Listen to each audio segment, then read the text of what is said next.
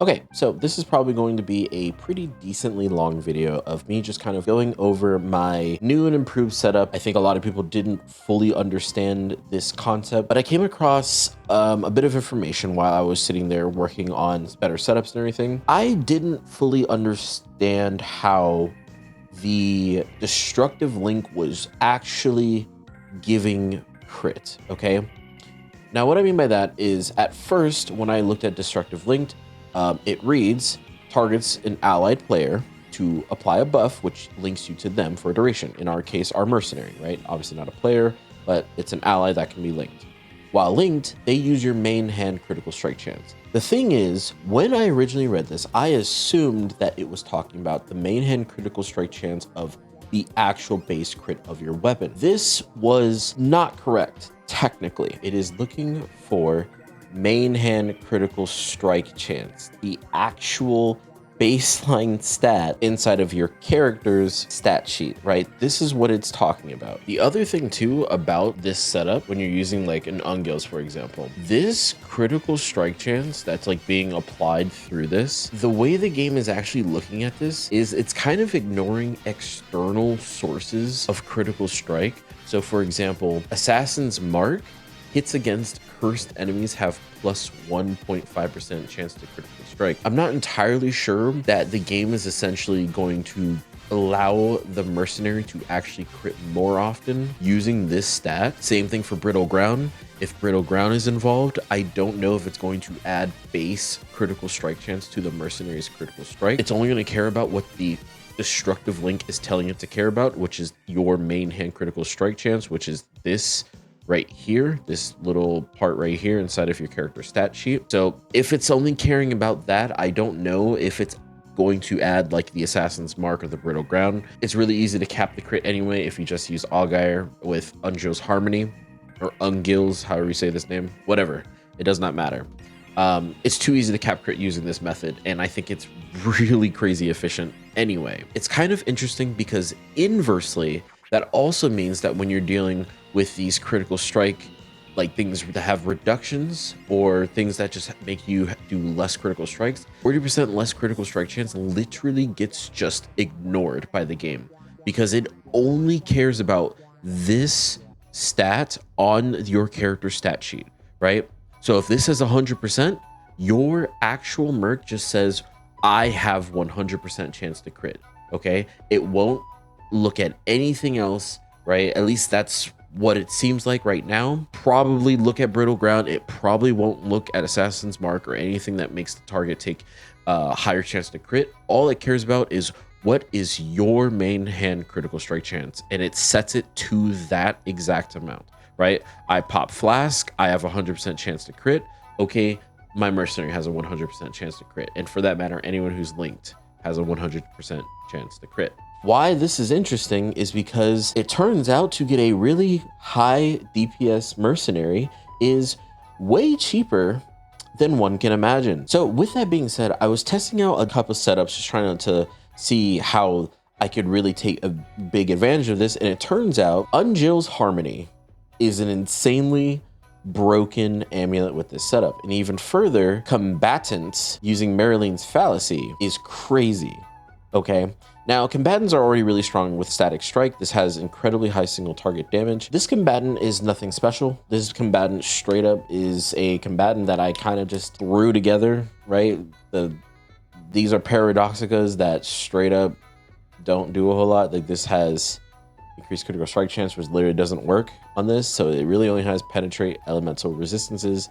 And this one has crit multiplier while a rare unique enemies are by. I literally bought both of these for like 50 chaos each, just about, right? Literally 50 chaos each. Nothing special, right? This gear,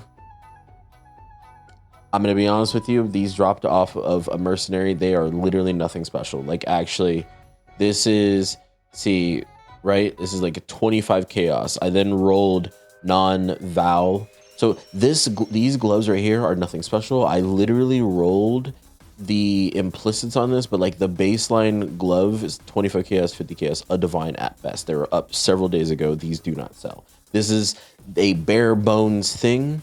This has an explodey chest. This costs 50 chaos. This is 2 tamings. These are, I don't even know how much these are. These are not anything special. I think these take 20 chaos for that one, 15 chaos for the other one. Nothing special. Genuinely doggy gear. A Maraline's Fallacy. It doesn't even have an anoint. I can anoint it for something. And replica abysses, right? I unspec the point to go back to my mini shot to test out more stuff, but you get the point, right? And genuinely, it is crazy how strong this mercenary is. This mercenary baseline, price checking it, looks to be around like 50 chaos. Super cheap. And as a reminder, my base mercenary, this is a 25 divine base mercenary that I got, and it has pretty decently priced gear. This is the same gear from the last thing, right? I changed this for a taming, like I said I probably would probably do, right? And I have a ring here that has try attributes with double with a 1 flat, not even double, 1 flat, and increase the most damage with attacks, right? So obviously the DPS on this one is going to be higher, but it shouldn't even be as close as it is with how expensive this mercenary is in comparison to the combatant. This combatant is pennies on the dollar. And the craziest part is on League Start, all you need is the Auguire, Ungil's Harmony, the Tamings, Maraline's Fallacy, and a Replica Abysses. That's really it functionally at the beginning of the game, right? These Paradoxicas are so cheap. Obviously, Paradoxica in a League Start setting is going to be a lot different, right? But it's not like these, aside from the non-val skill strike and additional target, it's not like these are like doing anything crazy, right? This just adds to clear, right? And the clear is already really good with a Herald of Ice, static strike, and all that. The clear is already great without even having this in. I don't even have chain. I don't have frost blades, right? This doesn't even have the damage aura. It has a purity of ice, which is decent, right? But the point is very simply, this guy is not, you know, min-maxed. I used the my many shot to do uber bosses, right? This is an uber boss many shot setup, and it has way more things going for it. It has way better links, way better stuff in general, and the cost of this one is so much higher. Meanwhile, this combatant is maybe like 2 divines, 3 divines in a League Start setting. The only thing that matters is the tamings, Maraline's Fallacy, me having Ungil's Harmony, and the Replica Abysses. That's it. That is it. If it was an actual League Start setting, I would just get the highest elemental DPS weapons I could find, and it would be completely fine. It would actually probably be better than using these, right? The double damage is nice and all that. Like, I have auras that have an absurd amount of flat being added right now, and it's crazy just how strong this other setup is. This is definitely something that I wish I did at the beginning of the league instead, actually. And I might even still like just do it, right? Because my current setup is using a champion of the cause Jinxed Juju with Grace has 28% increased aura of effect. That's 35 divine. Meanwhile, this is 2 chaos. Doesn't even have an anoint. The difference in how like powerful like crit multi-stacking is, once you realize how Destructive Link is actually working, is genuinely insane. I think Destructive Link has potential to rival life stacking in a lot of ways if you aura stack alongside of it, especially when you consider Ungil's Harmony is giving you basically the ability to cap your critical strike rating with an Auguire. Literally no expenses at all. It's genuinely insane. This is, again, it's costing me nothing. You basically just need good crit, and you just give it to your mercenary and you're done. These might cost like maybe like 30-40 chaos. That is nothing in comparison to what you're getting. Paradoxicas are expensive, but literally just spam a Wrath Essence on some claws. That's it. You're done. I don't have, these don't even have attack speed on them. Neither of them have attack speed. Attack speed's really the strongest thing alongside penetration. Aura stacking, crit multi-stacking, critical strike stacking for the mercenary, I think is way stronger than like Omni-Stacking. But all that to be said, TLDR, critical strikes is based on your main hand critical strike chance here under the default attack. Therefore, right, running an Ungil's Harmony is extremely strong with Auguire, and then giving your mercenary Maraline's Fallacy plus Replica Abysses is extraordinarily powerful, especially on a combatant that has static strike with like chain and other stuff, and then a Frostblade setup, right? This mercenary clears screens, does crazy single target damage. Again, with this setup, I am able to match, if not outright beat the damage of my tailored many shot with return. So I just want to say all that. It is really, really strong. I think it's way cheaper, way easier to set up, makes way more sense, like intuitively. All that to be said, I'm now going to talk about my actual setup. This video is kind of going to serve as like an overview of my current character. Pretty good amount has changed since the last setup I did. First and foremost, I got rid of March of the Legion because I just really didn't like the whole you use clarity to use your wrath, and like it's strong, but it's like not that strong in comparison, and it's like you have to wait for Vow Souls. I think that was dumb. I didn't like it very much, so I changed some things up. I went and got a Sintrek that has +3 level of socket Aura Gems. I believe that this is vestigial unique from a March of the Legion, actually. I don't really know for sure, but I think that's where it came from.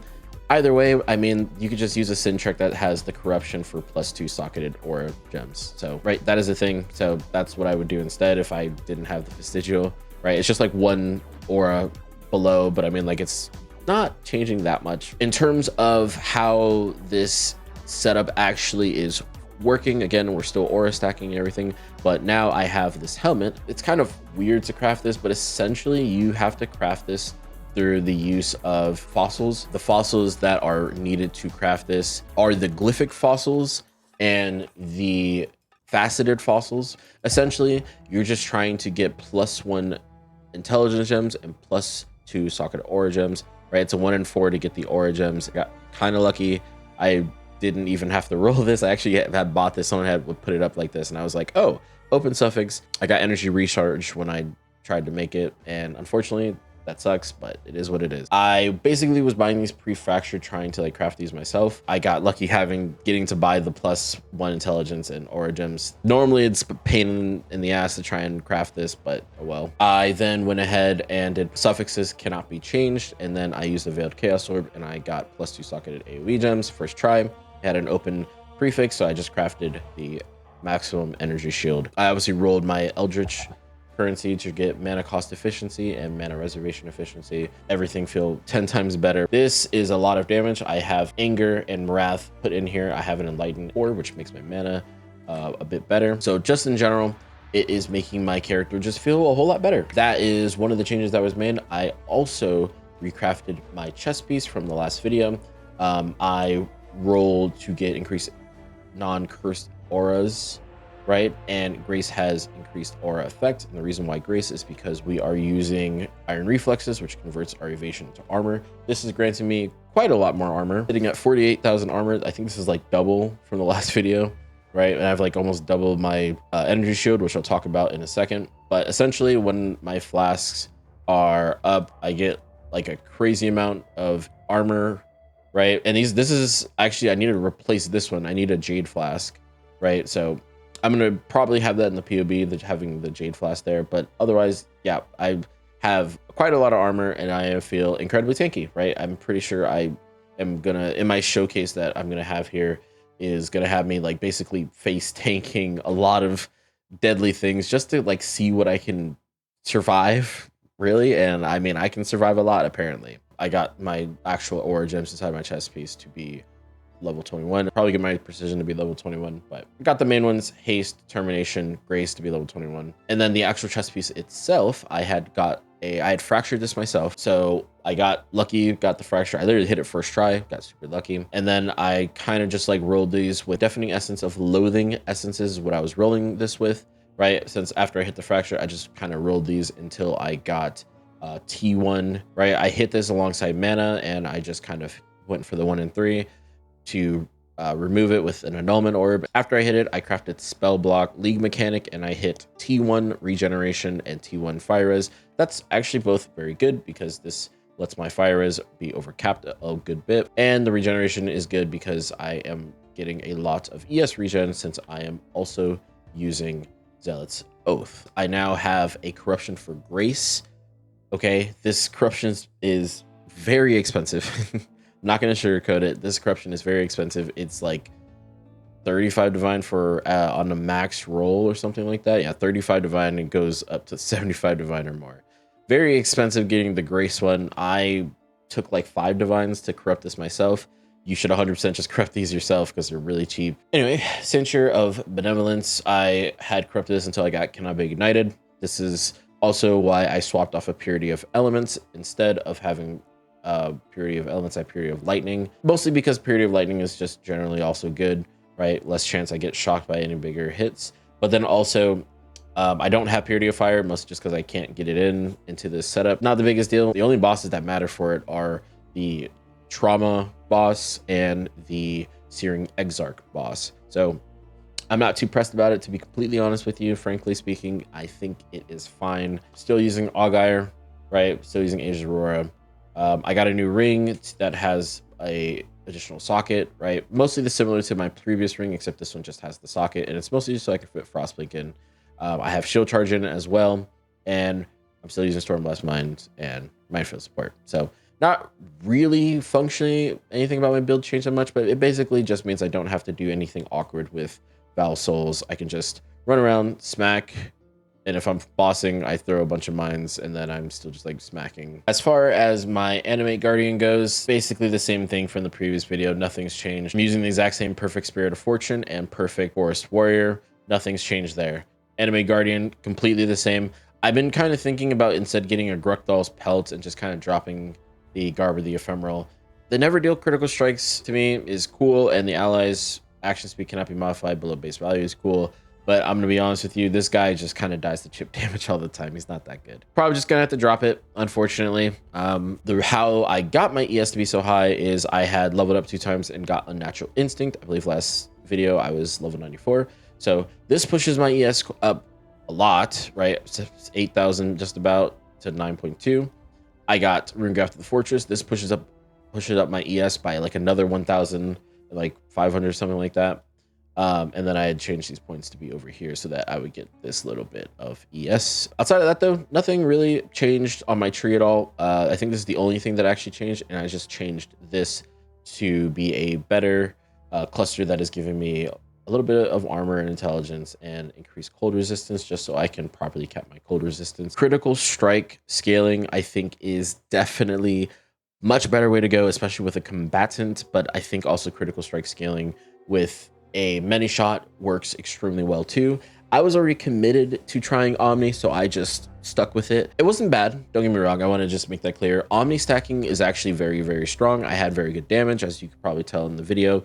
My damage is really, really strong. Just in general, the clear is insanely good, right? That's like one of the good things about having a many shot. It's just a very good all-rounder in general. But I am definitely not pushing this to its full potential, mostly because I didn't understand how the crit thing even worked. Omni is still decent. I could have had this mercenary be a lot stronger, number 1. And number 2, I think Combatant is way stronger than I had given it credit for. I thought it was just a good leveling merc.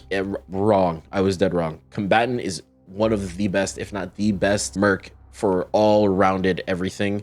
Insane single target, insane scaling with the critical strike setup. It is insanely cheap to set up. At a bare minimum, it is doing 20-something million DPS with like very cheap gear. It can probably be scaled into the triple digit millions. I think Combatant is easily a better option for scaling if you decide to go the crit route. I think the crit route is probably a better contender than Omniscience. Again, the only thing that changed on this mercenary from last video is this ring is updated. I got rid of gifts from above because it was really only the healing factor and the rarity factor that was good from gifts from above, but I can just like swap that in while mapping if I want the rarity. So all in all, Omniscience hacking is super strong, right? I was able to do Ubers with it without dying even on some of them. It was really actually pretty easy. The DPS, again, the single target DPS is incredibly strong.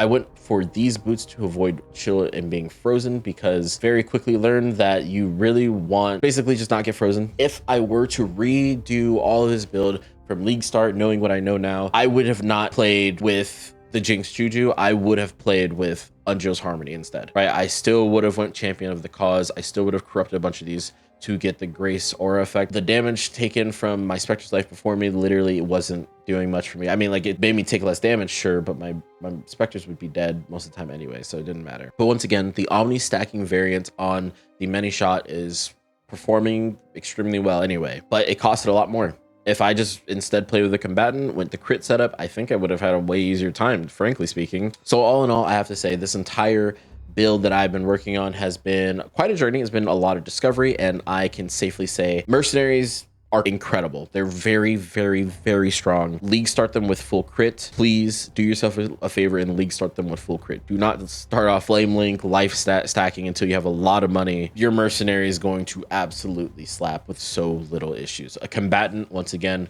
with static strike and either, I mean, wild strike is not the greatest. It's all right, but frost blades is what you really want. Return projectiles, I think, is good if you have projectile speed. I've heard you need projectile speed for return projectiles to feel really good. But outside of that, it's strong. Very, very strong. I wish I had league started with this instead. Anyway, with all of that being said, I want to now talk about my actual POB and just kind of show off some parts of this, right? So in the previous POB, like I changed the gear. I already explained all of the gear changes and everything. There's a little bit of ES disparity. I'm not sure why. It's not a big deal. It's pretty much the same thing. As I said before, got the Fortress Rune Graft. I got Natural Instinct, all this other stuff. That's basically all that was changed. But it does have my Mercenaries gear. Again, this is all the gear I was doing Ubers with. On Ubers, I actually prefer to use gifts from above because of the consecration. When my mercenary crits, he puts a consecrated ground on himself. Pretty much what I was just using just to make sure they stayed alive. They didn't really take much damage, frankly speaking. This kind of ensured that they still get a little bit of damage and still had really, really good recovery for the entire fight. Just something I wanted to keep in mind, right? I think gifts above is really good at Uber bossing, but for generalized gameplay, I mean, even if I just wanted to kill them as fast as possible, the taming was really, really strong. That being said, as far as leveling this build is, I need to remake this entire tree. So be on the lookout for that. I'm probably just gonna do like a quick update video of just like how I would level, because I gotta go through this whole tree now and just kind of rework it. I would definitely not do the same stuff I did at the beginning of the league because that just didn't even make sense for Destructive Link setup. But I will say I would still play with Kinetic Fusillade totems. I think aura stacking is very, very fundamentally valuable just in general. So anyway, with all of that being said, Omni-Stacking worked extremely well. It was very, very powerful. I would definitely rate this like 8 or 9 out of 10. Just straight up, Omni-Stacking was incredibly good. I don't think it was the best in terms of like single target or clear, but I think it worked phenomenally well. I now know for next time that the Combatant is way stronger, way better at scaling, does a lot more damage, does it on a much cheaper budget. I think Omni-Stacking is just not the play for that kind of thing. I think it costs a little bit too much to make work and you just don't get enough out of it. Anyway, with all that being said, thank you for watching. This is probably going to be the last update on the whole Omni-Stacking mercenary setup, right? I enjoyed it, but this is probably just going to be the last thing for it because there's not really a point to continuing. Again, I did my Uber bosses. I did all the content with it. I was able to sit in Simulacrum with it. It worked out really well. Not going to call it perfect, but wasn't bad either. I hope the league has been treating you guys well. It's been all right for me. I'm going to be honest with you. It's a little bit on the more lackluster side. There's not really like a big thing that I care to like push for in terms of farming, but I'm going to be honest with you. It's not holding me as well as the previous leagues did. The PoE2 league was really fun. The PoE1 league, really, really fun. Mirage was awesome. This league is kind of not there. It's just not doing it. That being said, thank you for watching. Appreciate it. You have a great rest of your day, and I will catch you in the next video.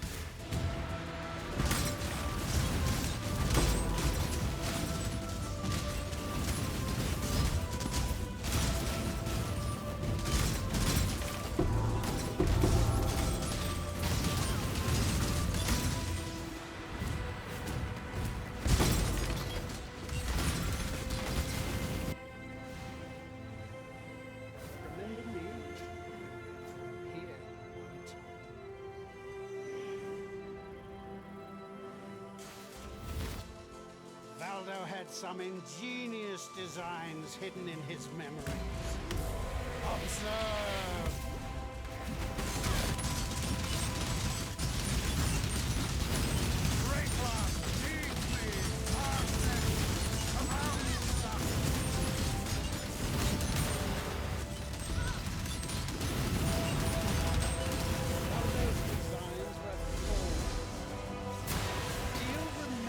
Dying here? Burn away, sin! Sin surrounds you! Feel the pull of the void! Yes, that's it! Yes! Sin surrounds you! That's it, John! Burn away, sin! Be no more! What are you? In this, the realm of the past, I am king, and you will bow!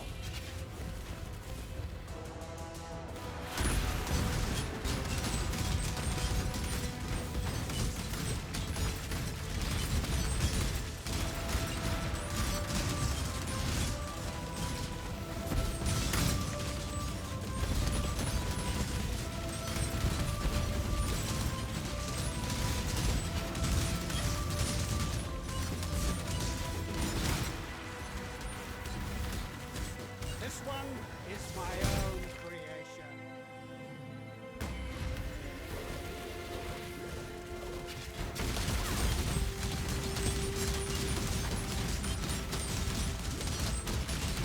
Repent!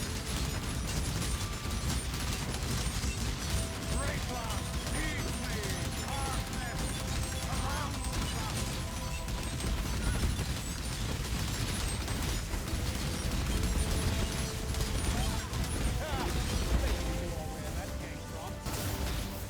Face your destruction.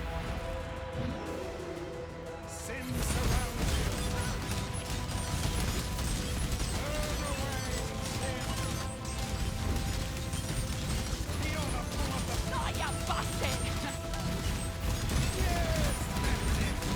Yes. Sin surrounds you. Fate and cowards. Believe overwhelmed. Burn away, sin. Sin surrounds you. Lightning flame.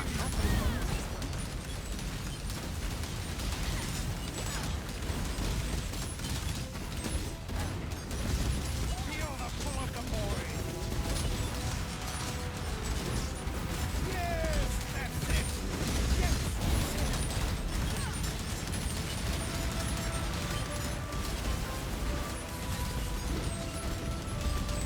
Sin surrounds